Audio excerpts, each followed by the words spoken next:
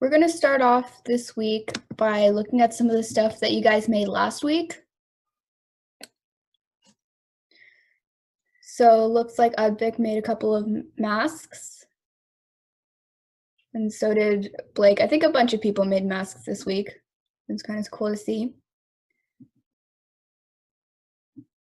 A couple people made hand sanitizer. So Simran was right. A force is a push or a pull, and there's a lot of different ways they can come across. So some examples of this are friction, tension, air resistance, and gravity.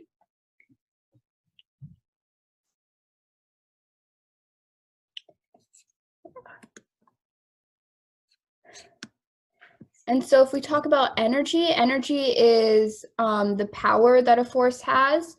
So if you look at the different types of energy on here, you can see how they relate to different things, like how thermal energy can be used to heat food up or like melt ice cream. Electrical energy can be used to like power your house.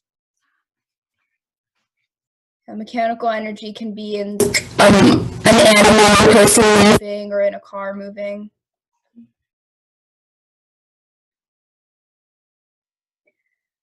So then potential energy is when you have things that are moving. So what you're going to be making today is a balloon car. And so you're going to be using the balloon and you're going to be using the forces from that balloon to power the car.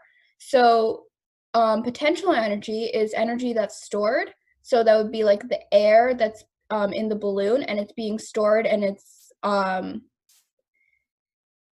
being stored, and then it will like transfer into a different type of energy, and the energy that it releases will be what's used to power your car.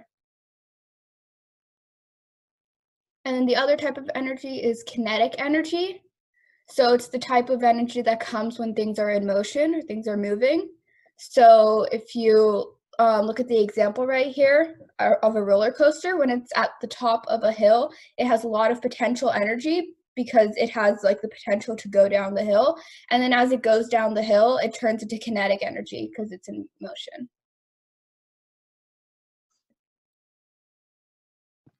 Okay, so as she stated earlier, our activity for this week is a balloon car. A balloon car is a simple car that's powered only by a balloon. Your challenge this week is to make that car travel the farthest you can make it possibly go. In doing so, you're going to be trying to optimize the forces in order to give it the most energy. When the balloon releases air, the car moves forward in the direction of the air being released. When the balloon contains more air, this is equal to more potential energy or stored energy. Remember that potential energy is the potential that the car will be able to move. As the air flows from the balloon, it'll become kinetic energy. So here are some materials that you can use in your car. A balloon, cardboard, wooden dowel or skewer, drinking straw, tape, glue, or other adhesive, some type of circular object that can act as a wheel, ideally with a hole to fit in an axle. You can cut a cardboard circle as a wheel if needed. Building your balloon car. First, you're going to gather your materials, then cut some pieces of the plastic straws to use as axles. Take those straws in the corners of the frame, all facing the same way. Insert the axle through the straw pieces.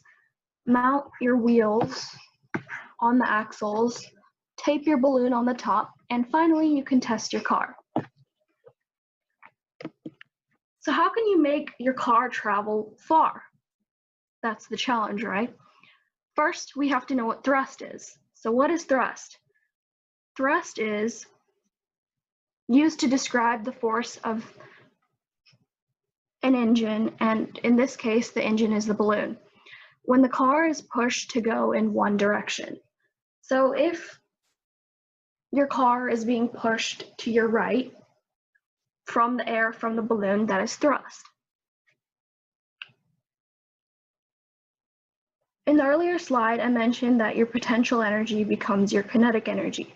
Because of this, more stored energy, also known as the air in the balloon, will make your car travel farther. When you guys start experimenting with different kinds of cars, you'll also notice the effect of friction on your car. This friction is caused by the wheels and axles rotating or the wheels bedding on the floor. This friction is bad because it turns kinetic energy into heat. Remember, the kinetic energy is considered to be the movement of the car, unlike potential, which is your stored energy. Because friction is stealing your kinetic energy, so it's stealing the motion of the car, this means that your car will go slower and most likely travel a shorter distance. In order to make your car go farther, you're going to need to reduce the amount of friction between the wheels and the axle and the wheels and the floor. So next we have a speaker from Duke University. Good afternoon, everyone. My name is Mamatha Yanamadala, and thanks to Cortechs for inviting me to be here and speak to you folks today. And Ananya and Lahari did a terrific job describing a project. I'm looking forward to doing that this weekend myself. It looks like a fun project. I'm so excited to talk about how I became a doctor. I guess you all are here participating in this session to learn a little bit about science. And it's my understanding that most of you are in elementary school.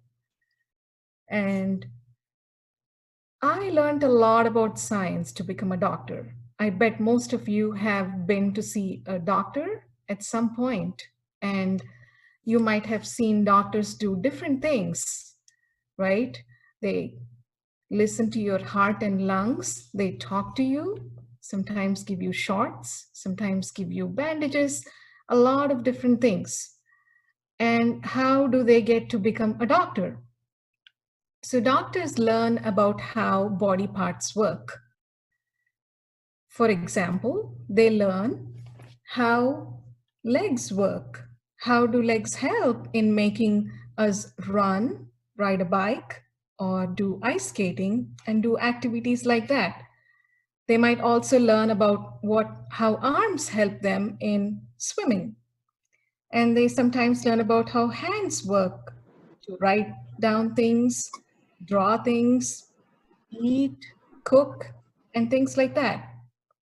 And they also learn how we are able to talk, while some of the animals aren't able to talk, right? All the animals are unable to talk, but it's only human beings that can talk. So to become a doctor, we first learn how things work in our own body. And then we learn about how our body parts might not work as well at times. For example, if we get sick, we might have fever or cough and a runny nose, and then our bodies slow down and we might become very weak. And at times, we might have a fall and we might get hurt and we might not be able to ride our bike like the way we might have been riding. And in those situations, we try and learn why things aren't working the way they would normally be working. Then we learn about how to fix things so that we can all start to work normally in case things get messed up. So we learned how to figure out what medicine can be given for fever in case somebody has fever. We learn how to tie bandages for broken bones. And some of my friends at Duke University actually do some research to discover new medications that can help people who are getting sick. So doctors do a lot of different things. I just wanted to give you some information about what we learn to become doctors. If you all have any questions, you can unmute yourself and ask me, and I can answer what I know.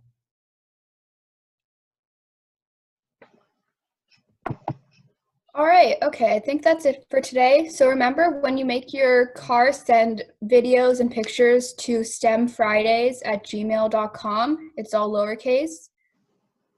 And we will be featured on next week's for STEM Fridays. Yeah, that's it for today, guys. Thank you so much, Ms. Yana Medela, for speaking today.